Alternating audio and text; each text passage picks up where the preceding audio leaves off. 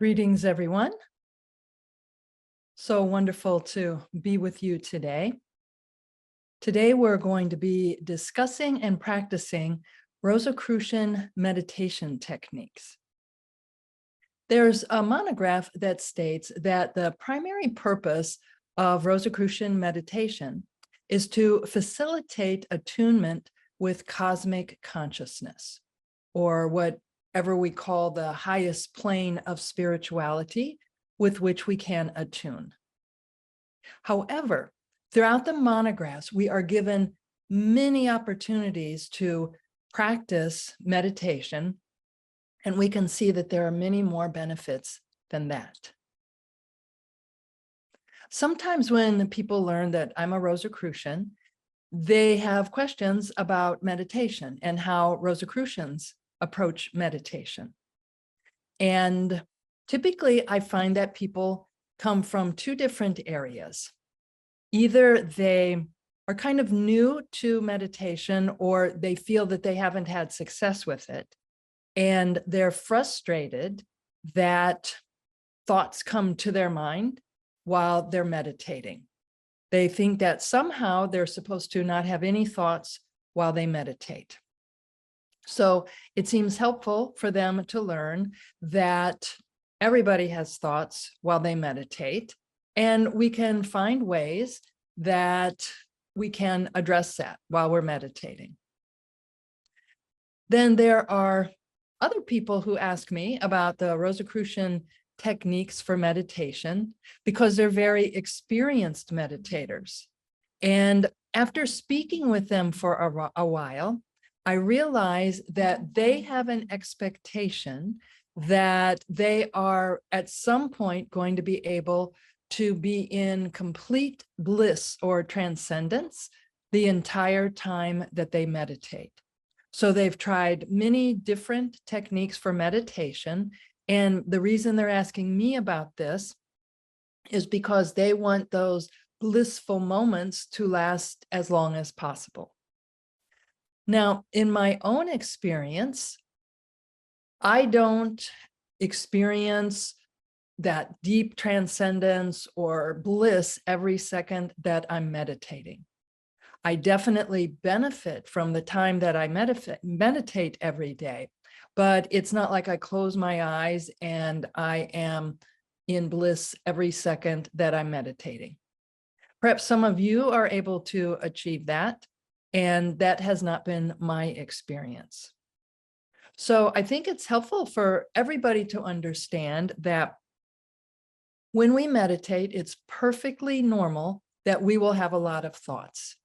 And there are techniques that we can use so that we're not distracted by that. And then secondly, that I think for most people, meditation isn't a constant feeling of transcendence or bliss the entire time that we're meditating, and still we're benefiting from that meditation.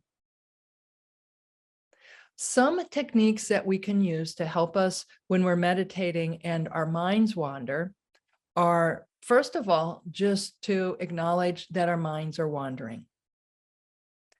We can go a couple of different directions with this. I know some people who are very successful meditators. If they're going through something, and let's say there's a challenge at work, and they find that they're processing, they just go ahead and process it while they're meditating. Naturally, I don't approach meditation that way. That's just not in my nature. For them, I think it's in their nature. They're thinking about it and they're just going to wrap it up while they're meditating. And for me, I don't consciously do this, but I find that when I'm meditating and I'm all of a sudden realize, oh, wow, I've been ruminating over something that I've been trying to resolve, I don't want to spend one more second of my precious meditation time on that.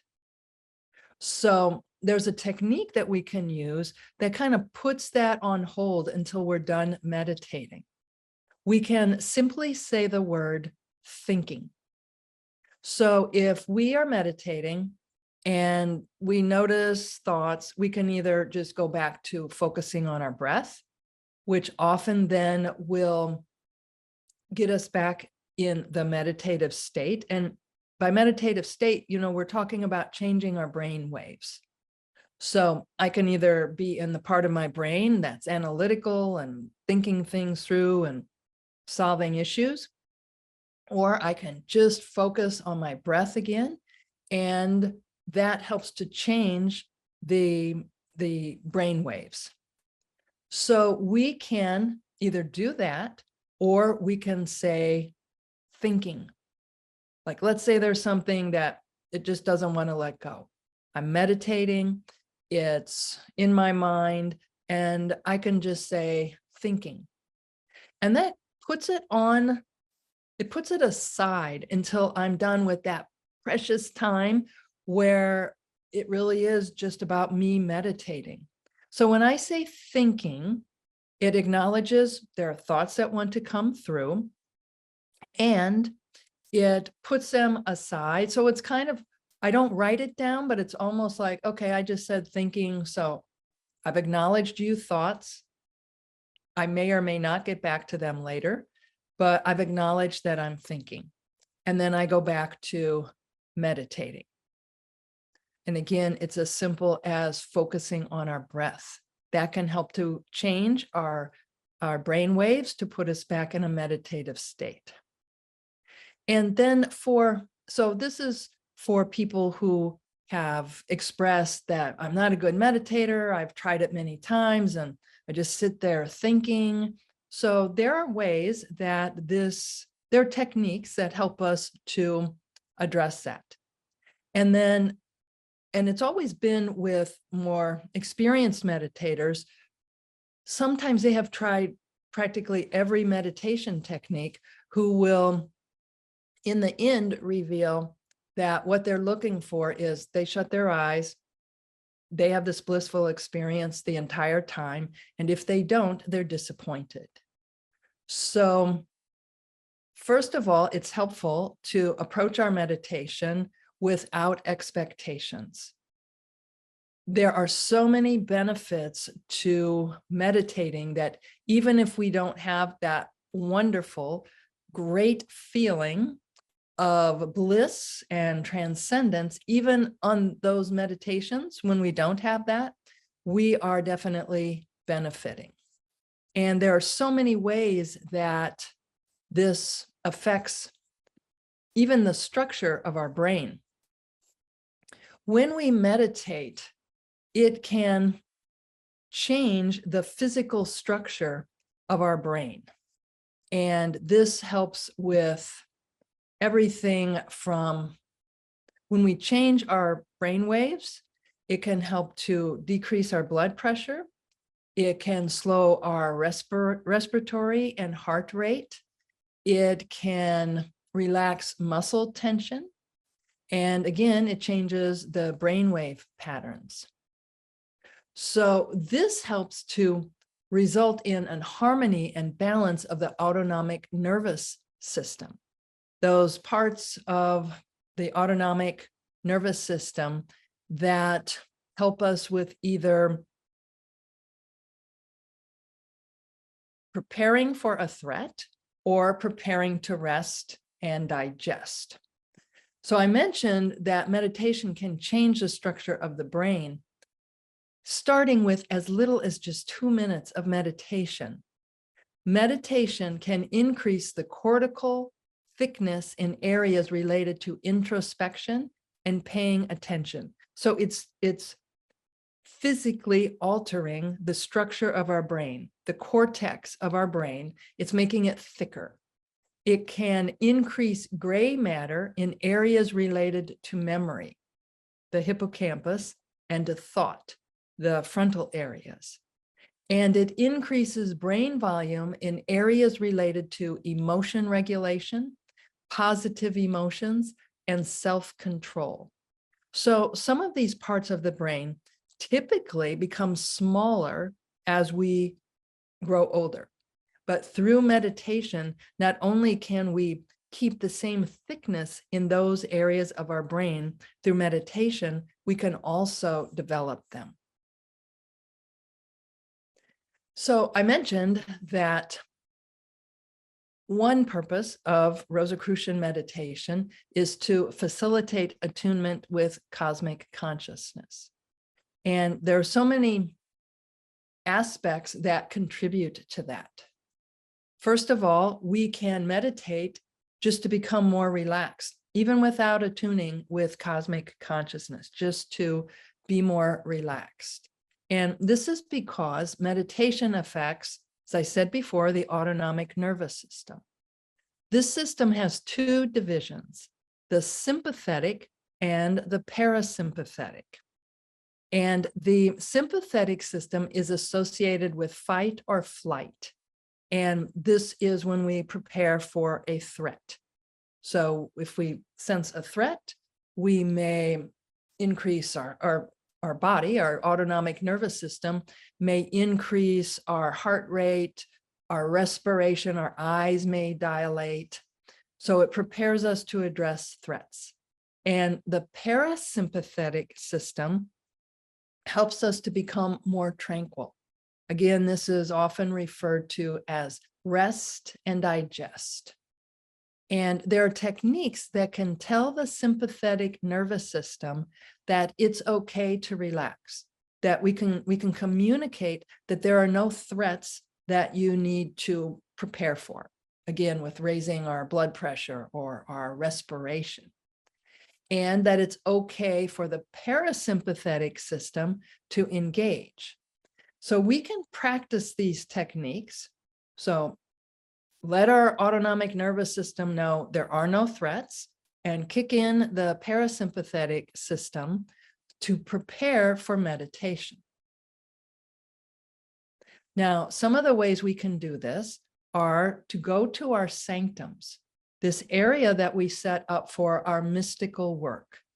First of all, when we're in our sanctums, there are no distractions.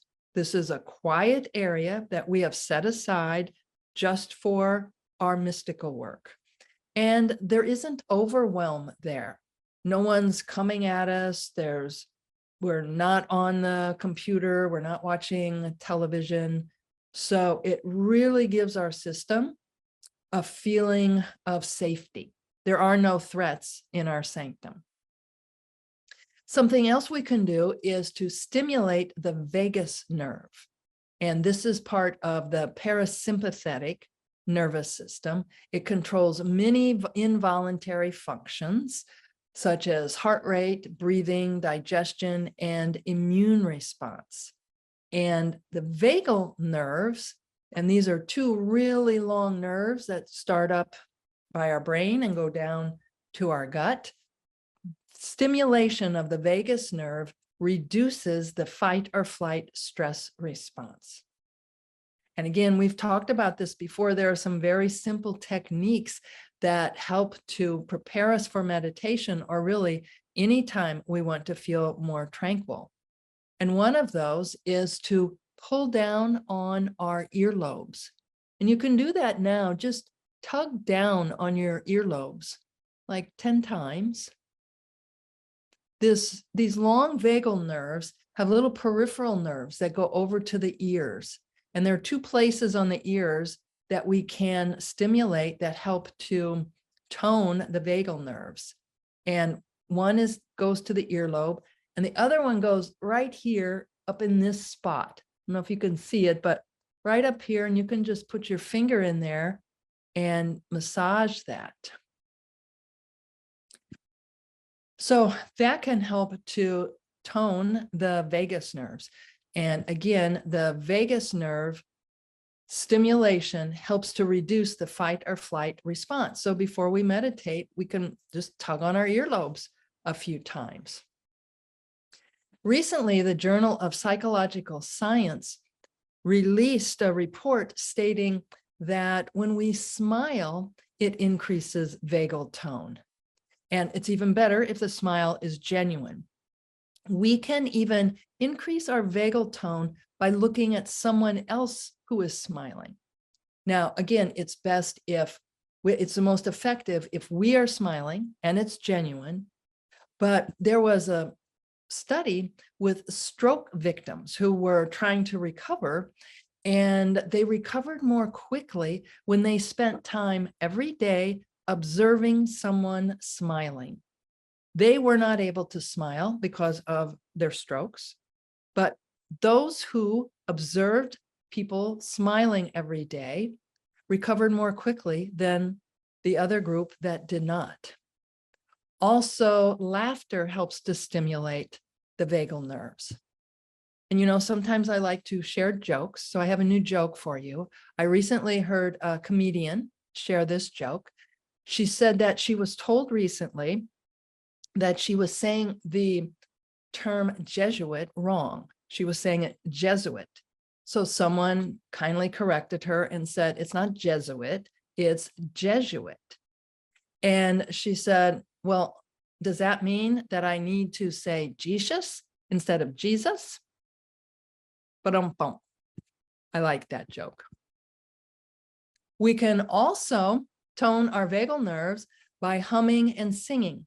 The vagus nerves start up in our brain and get down to that gut area. They go through our throat and through our chest. And we can stimulate the vagus nerve, which again helps to calm down the fight or flight response by humming or singing. And we intone vowel sounds. So it's any sounds that we make that, of course, go through our throats can help to stimulate that. And many people will report how good they feel after intoning Rosicrucian vowel sounds. But again, even humming helps. So let's just try this right now. Just let's do like a 30-second hum. So you can hum whatever you want. It can be a tune or just hum out loud, but do it out loud so that it's going through your throat.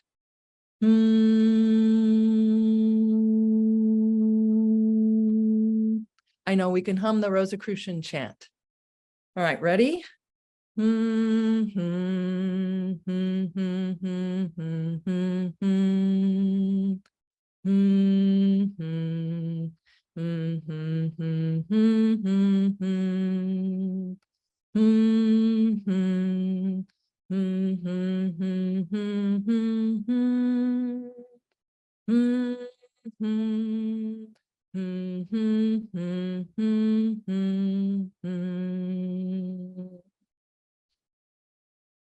I think that was meant for singing, but still it felt good in the throat.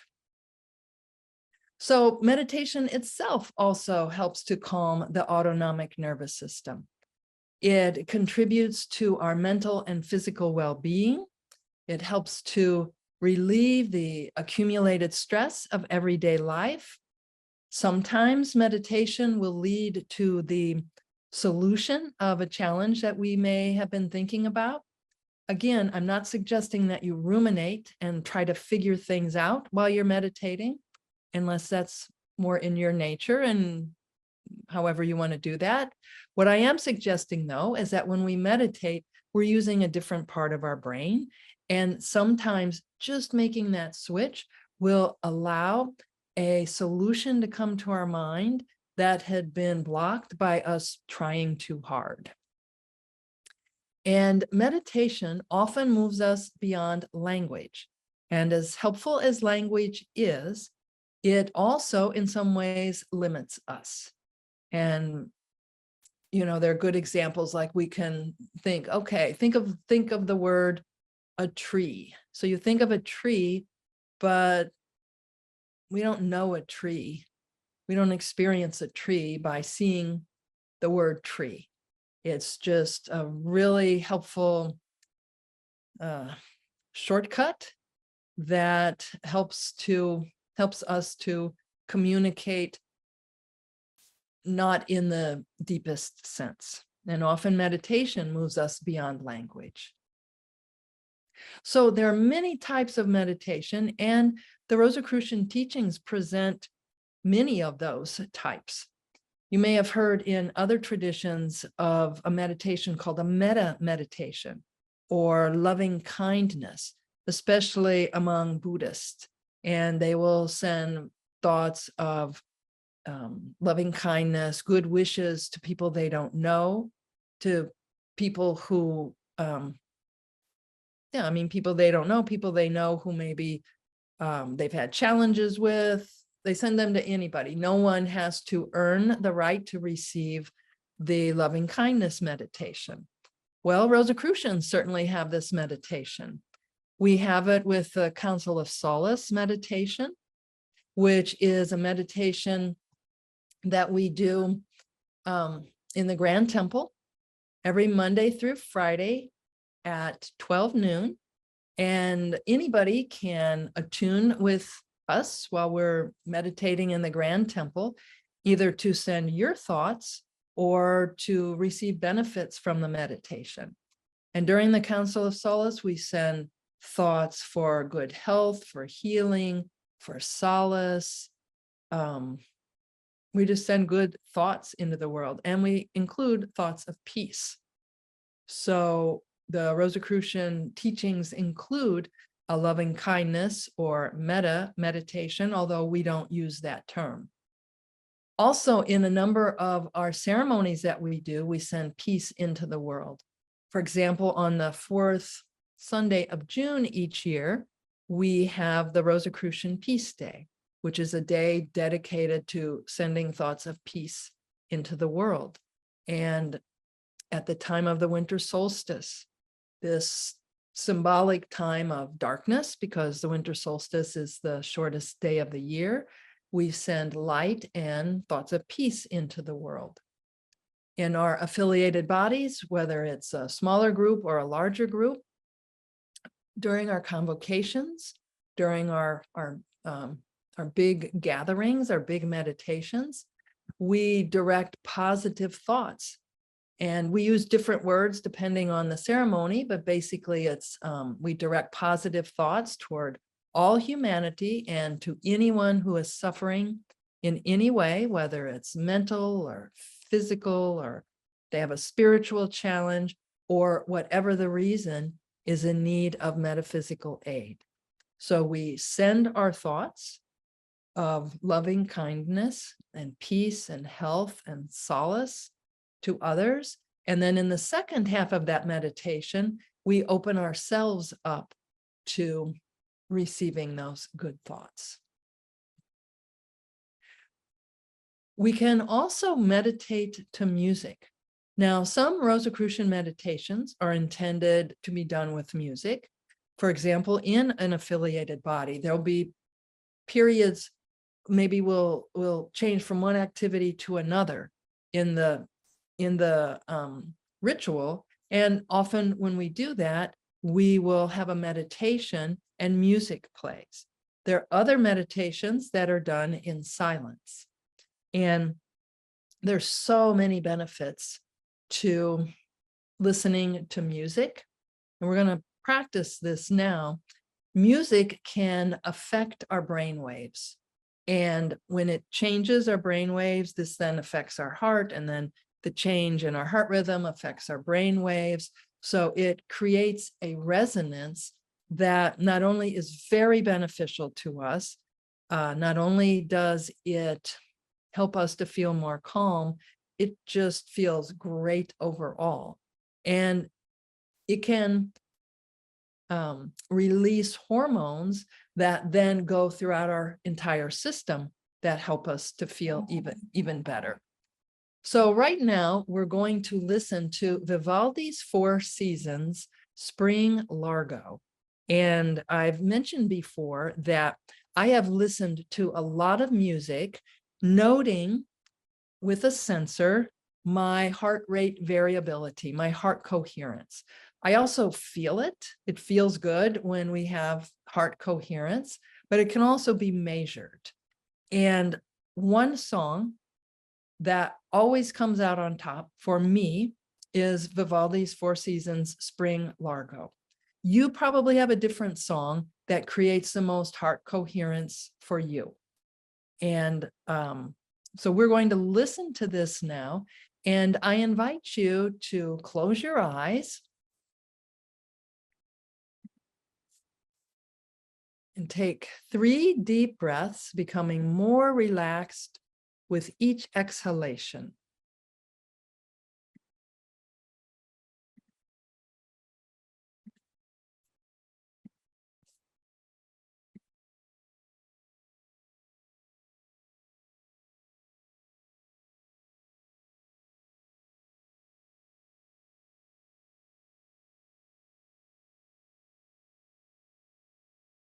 Now, gently place your awareness on your breath.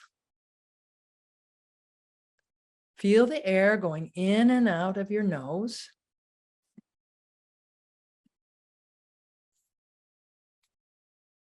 And just listen to this piece of music.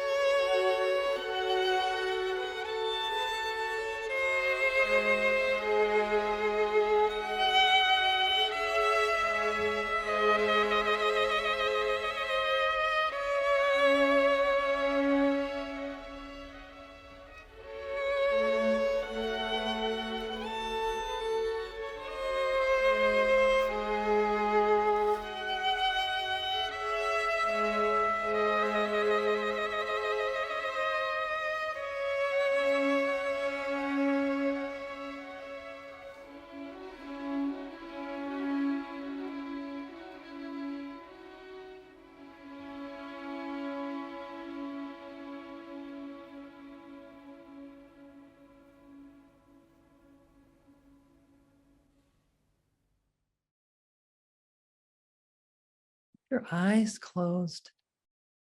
Continue to focus on your breath.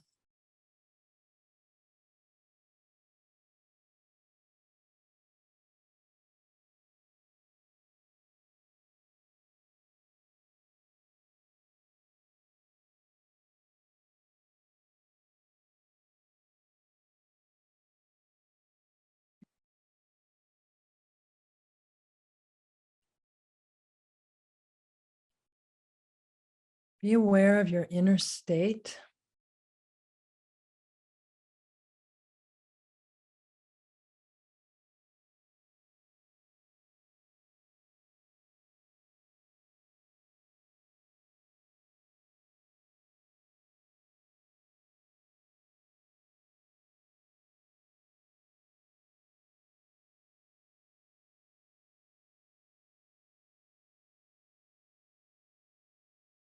We're going to go right from here to a breath meditation.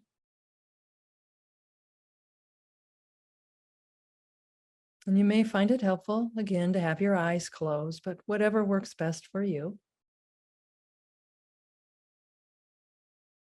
And just breathe normally. And focus your awareness on your nose, where the air goes in and out of your nostrils.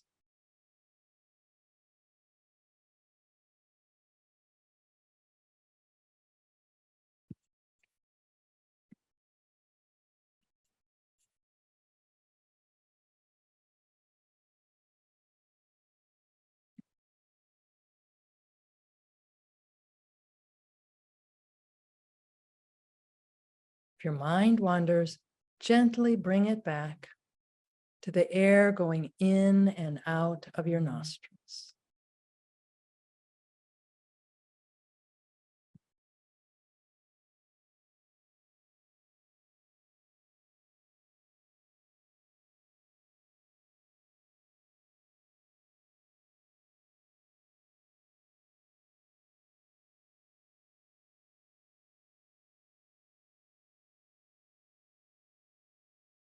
Now, move your awareness above where you are seated.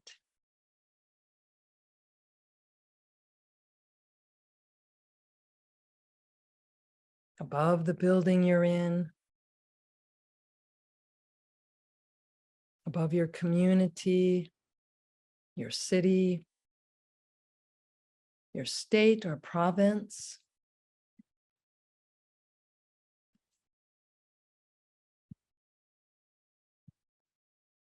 Take your awareness higher and higher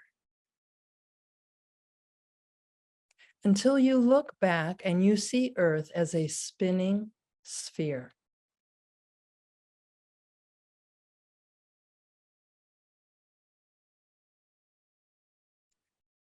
Now continue your ascent, going higher and higher.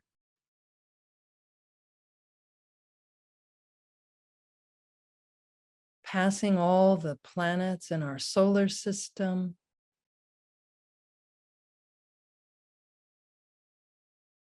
You turn your gaze toward the infinite beyond our solar system.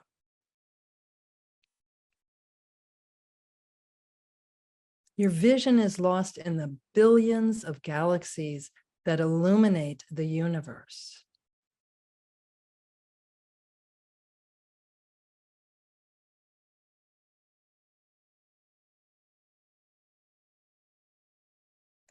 Now your awareness moves to a point beyond light.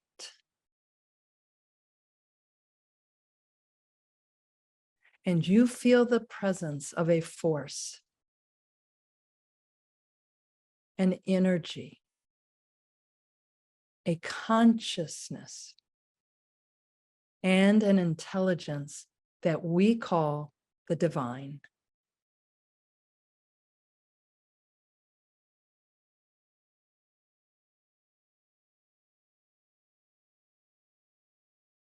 Let this divine presence pervade your consciousness until you have the feeling of being a soul in a pure state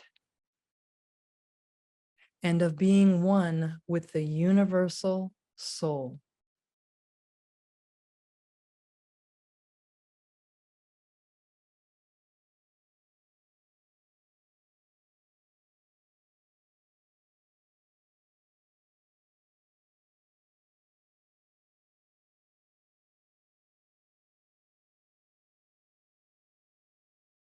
As you sense this feeling of purity, unity, and infinity, place yourself in a state of total receptivity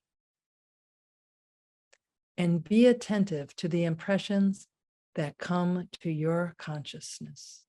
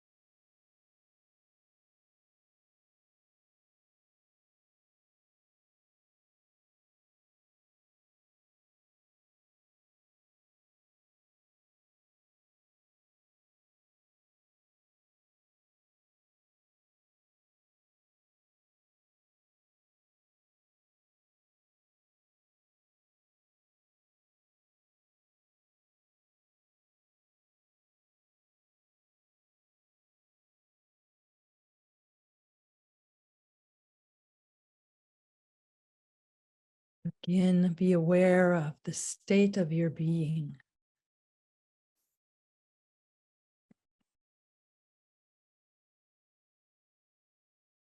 And begin to return toward the light.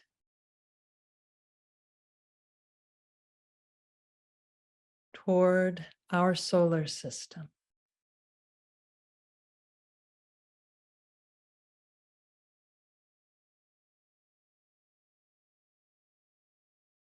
Towards Earth.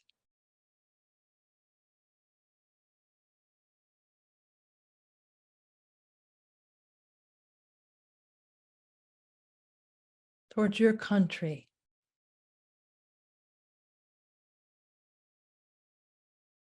Your state or province. Your city.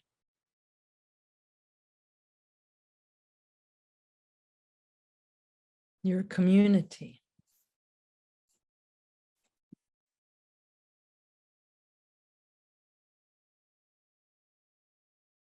If you're inside the building you're in.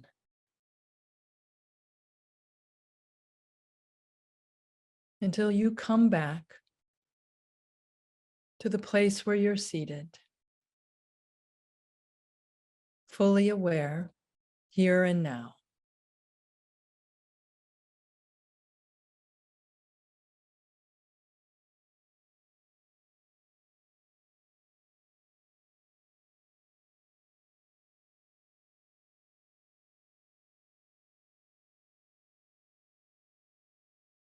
Again, be aware of your inner state.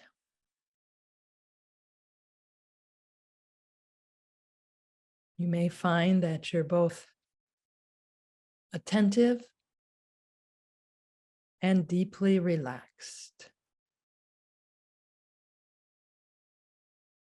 alert and deeply rested.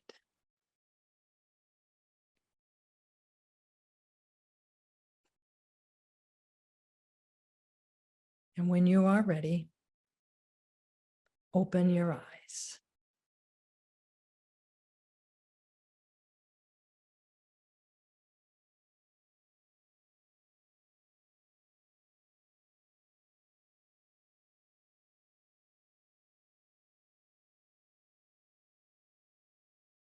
I'm smiling at you. I feel many of you smiling back. So mote it be.